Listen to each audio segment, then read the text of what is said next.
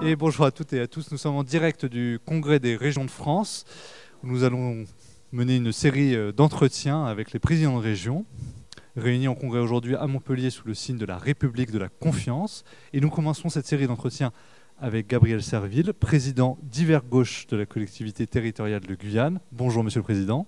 Bonjour Monsieur César Armand. Merci d'être avec nous. Il y a quelques jours, vous avez signé avec le ministre de l'Outre-mer Sébastien Lecornu une subvention de 30 millions d'euros. Est-ce que vous pouvez nous préciser un peu de quoi il s'agit et est-ce que la collectivité compte en faire ? Alors c'est vrai que cela fait quelques décennies que la Guyane ne cesse de se plaindre de ne pas être suffisamment entendue à travers les décisions qui sont prises au niveau national. Et suite aux manifestations qui se sont tenues en mars-avril 2017, le gouvernement nous a permis de signer un plan d'urgence à hauteur de 1,85 milliard d'euros.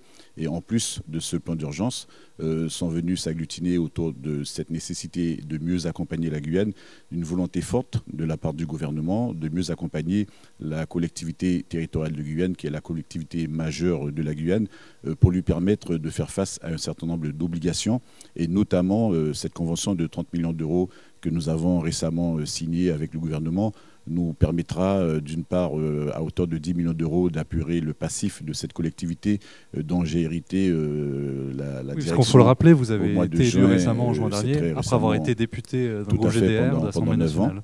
Et puis les 20 autres millions nous serviront à la construction de 4 casernes dans des communes de Guyane où c'était vraiment une nécessité absolue. Et donc cet argent, il va être débloqué rapidement, il sera à l'appréciation du préfet, concrètement, pour que ça avance vite. Logiquement, une fois que la convention a été signée, monsieur le préfet de Guyane nous a donné la certitude et l'engagement que l'argent sera débloqué très rapidement. Il faut quand même savoir que les travaux concernant les casernes sont déjà largement avancés. Donc on n'a pas attendu que cet argent soit disponible pour entamer le processus. Donc nous espérons effectivement que cette parole de l'État sera tenue et que l'argent va rapidement arriver dans l'escarcelle de la collectivité. Vous avez un calendrier d'ici à la fin de l'année ou... Mais il est prévu que ça soit fait avant la fin de l'année. La date n'a pas été fixée, mais nous voulons encore croire en la parole des représentants de l'État sur le territoire. On a bien dit que ce congrès est placé sous le signe de la confiance en la République. Souvent, en Guyane, on s'est demandé est-ce que cette République comprenait toujours ce que nous sommes et pourquoi est-ce qu'il y avait autant de décalage entre ce qui est dit à Paris et ce qui se pratique sur le territoire. Mais à travers ce qui a été prononcé ce matin, je comprends que la Guyane n'est pas la seule région de France et de Navarre qui souffre de cette distanciation qui peut exister entre une parole tenue et son application. Mais vraiment, nous espérons que cet engagement sera tenu dans les meilleurs délais, en tout cas.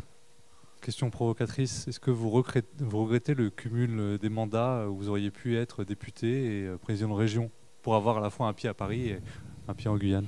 Alors j'ai pu cumuler 2 mandats à une époque, c'était celui de député et celui de maire. Moi je considère que c'est un cumul qui était possible. Cela étant, cumuler les fonctions de président de collectivité et de député, très honnêtement, ça n'aurait pas été possible parce qu'être à la tête de la collectivité territoriale de Guyane, c'est un véritable challenge avec de gros enjeux en termes territoriaux tout simplement parce qu'il faut être partout. Il y a des compétences qui sont énormes, qui sont difficiles à exercer. Quand bien même je suis entouré d'élus qui assurent correctement leur délégation, mais il faut, je crois, cette présence active sur le terrain et j'aurais pas pu en même temps être parlementaire. Non, c'était pas possible. Sur le terrain, justement, aujourd'hui c'est une première en France, du moins. Vient d'être inaugurée une usine de production d'hydrogène vert. L'hydrogène, c'est un peu l'énergie de l'avenir. On s'en souvient, en septembre 2020, le gouvernement a mis sur la table 7,2 milliards pour rattraper notre retard par rapport à l'Allemagne, d'autres pays d'Europe ou même la Chine. Alors concrètement, quelle est l'ambition visée par cette usine sur votre territoire ? Alors l'ambition de cette usine s'inscrit dans une ambition beaucoup plus globale. C'est celle de respecter les accords de Paris, c'est celle de respecter la volonté du gouvernement de passer rapidement à 100% d'énergie propre, d'énergie renouvelable. Il faut savoir qu'en la matière, la Guyane était déjà précurseur puisque aujourd'hui nous sommes à près de 60% de production d'énergie renouvelable. Il ne reste plus qu'à combler les 40% restants pour arriver à 100%, même si on sait que compte tenu de la croissance démographique, c'est un challenge qui sera compliqué à relever. L'arrivée de cette usine à hydrogène vert sur le territoire est une très très bonne nouvelle. D'ailleurs, je rappelle que ça sera une première mondiale. Cette usine sera créée par la société McPhy à hauteur de 170 millions d'euros. Donc c'est quand même un très très lourd investissement sur le territoire guyanais.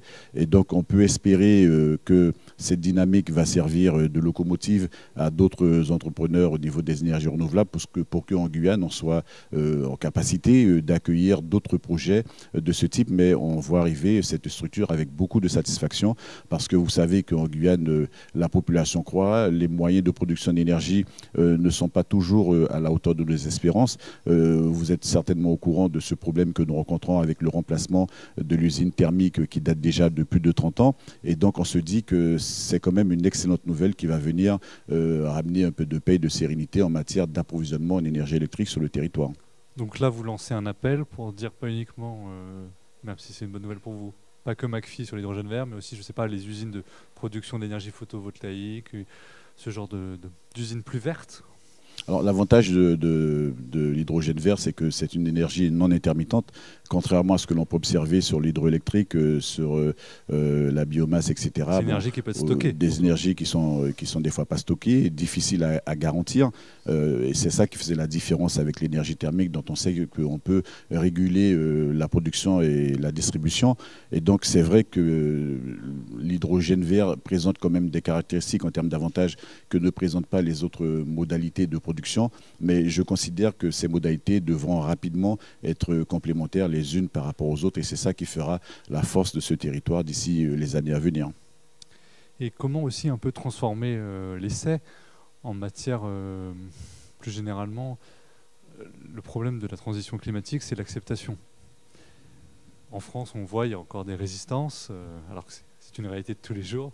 Vous, comment, avec à la fois vos casquettes de développement économique, de schéma d'aménagement du territoire, vous allez pouvoir impulser cette prise de conscience chez ceux qui n'auraient pas encore conscience, justement On sait, c'est toujours difficile parce que la Guyane a toujours été présentée comme étant un petit paradis sur Terre.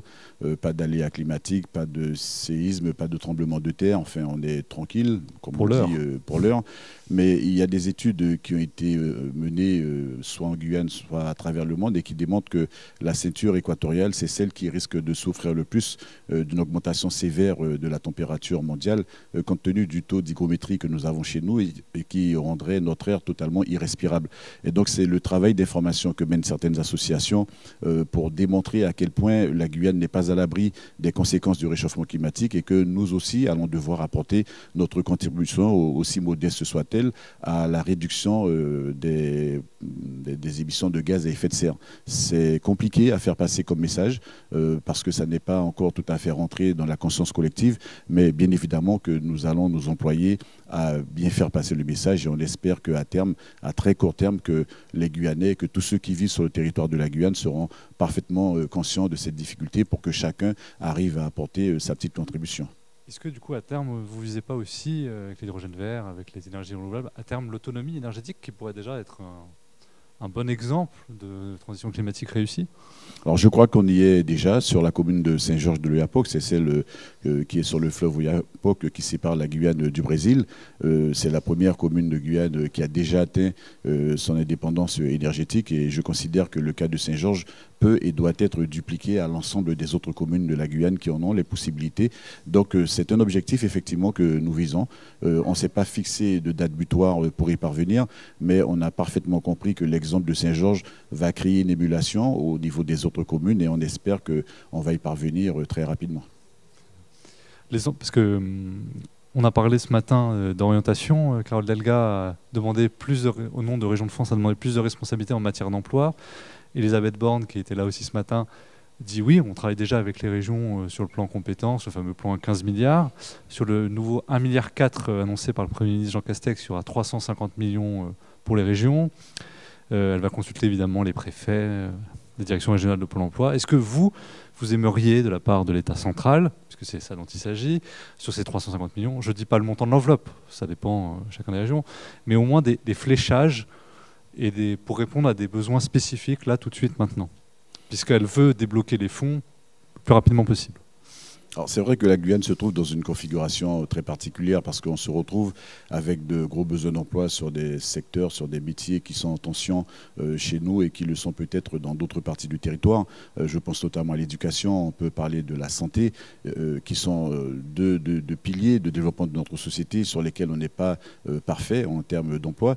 Mais globalement, ce qu'on peut dire, c'est que la question de l'emploi doit être la résultante d'une équation qu'on doit résoudre qui commence par la formation des hommes et qui doit se terminer par notre capacité à développer des filières. Parce que souvent, on a des gens qui sont formés chez nous, mais qui ne trouvent pas à être employés parce que les filières n'existent pas. Et alors que la Guyane fait face à de très très gros besoins en matière de développement dans tous les domaines. J'ai cité la santé, j'ai cité la formation, l'éducation, mais j'aurais pu citer également d'autres secteurs comme le BTP. J'aurais pu citer toutes les filières vertes de développement, la production d'énergie par exemple, où on est obligé souvent de faire venir des compétences extérieures, alors qu'en Guyane, il y a des jeunes... Des compétences extérieures, c'est-à-dire des talents étrangers, de France métropolitaine. Alors des gens qui viennent de France hexagonale ou bien qui viennent des Antilles, qui viennent de la Réunion par exemple, alors qu'en Guyane, il y a des jeunes qui gagneraient à être mieux formés pour pouvoir occuper ces postes. Donc c'est vrai qu'on ne peut pas isoler la question de l'emploi sans regarder en face ce qui se passe avant, c'est-à-dire le niveau de la formation, et ce qu'il y a en aval, c'est-à-dire que comment ces personnes formées trouveraient à être employées dans des secteurs, dans des sociétés, des industries susceptibles de les embaucher. Donc c'est globalement qu'il faut jeter un regard sur cet environnement, mais il est évident qu'au niveau de la collectivité territoriale de Guyane, on fera tout pour que la ministre comprenne que la Guyane doit retrouver ses petits dans cette distribution nationale. Et les entreprises, elles sont déjà prêtes à jouer le jeu aujourd'hui ? Mais elle joue déjà le jeu, mais je crois que la difficulté, c'est que les choses se font peut-être trop en cascade. C'est-à-dire qu'il faudrait lisser dans le temps, avoir un prévisionnel qui soit beaucoup plus affiné. On se projette davantage. Qu'on se projette davantage, parce qu'il y a des porteurs de projets qui arrivent en Guyane, qui se disent, mais tiens, c'est un territoire immense, c'est un territoire intéressant sur lequel on peut faire fructifier un certain nombre d'objectifs, mais ce ne sont pas des porteurs de projets qui étaient nécessairement attendus par les projets que portait la CTG. Donc il nous faut être en capacité d'anticiper sur cette production et que ce soit nous qui allions chercher les porteurs de projets afin de leur dire ben voilà ce que nous ambitionnons sur les années à venir et que dans cette démarche-là, que nous soyons capables également d'anticiper la formation des jeunes qui ont vraiment besoin de s'insérer dans ces différents tissus de production. Merci Gabriel Serville, merci Monsieur le Président de la collectivité territoriale de Guyane. C'est moi qui vous remercie, à très bientôt. Bientôt. Au revoir. Au revoir.